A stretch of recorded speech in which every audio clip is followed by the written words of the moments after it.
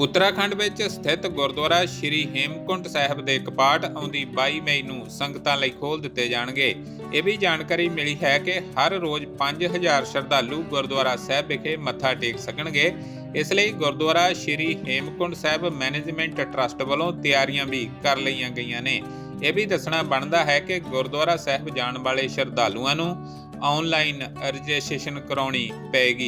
इसे दौरान श्री हेमकुंट साहिब की सालाना यात्रा लई अज 19 मई नूं रिषिकेश तो पहला जथा 5 प्यारियां की अगवाई विच रवाना होया।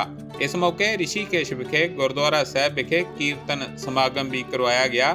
इस कीर्तन समागम विच उत्तराखंड के मुख मंत्री पुष्कर सिंह धामी, राजपाल गुरमीत सिंह, ट्रस्ट के उप प्रधान नरिंदरजीत सिंह बिंद्रा सने होर ਵੱਖ-ਵੱਖ शख्सियतां ਅਤੇ संगत ने भी शमूलियत की। जितनी यात्रा में आज से 2 साल पहले लोग आते थे, श्रद्धालु आते थे, भक्तगण आते थे, उसकी संख्या कई गुना ज़्यादा हो गई है। माना ऐसे मानिए कि 5 गुना 6 गुना तक भी ज़्यादा हो गई एक स्थान पर। और शुरू में हमने भी सोचा कि सभी श्रद्धालु आए, अब किसको रोकें।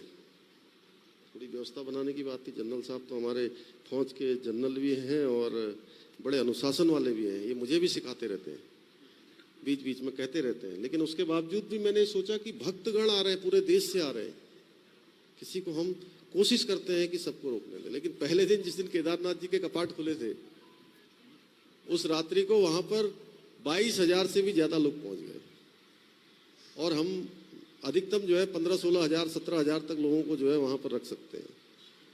तो रात को 1 बजे वहाँ से फ़ोन आने शुरू हो गए कि साहब कम से कम 5-7 हज़ार लोग जो है बाहर घूम रहे हैं। और आप समझते हैं कि बाहर -, डिग्री तापमान, -डिग्री तापमान।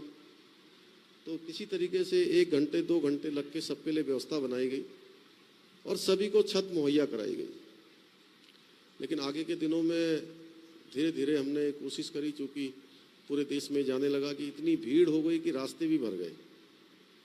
अभी हमने वहाँ रजिस्ट्रेशन की कुछ व्यवस्था की है, उसके कारण से कुछ असुविधा भी हो रही है, परेशानी भी हो रही है। लेकिन इसके साथ साथ हमारा ये उद्देश्य है कि सभी की जान माल की सुरक्षा। ब्यूरो रिपोर्ट प्रवासी टीवी।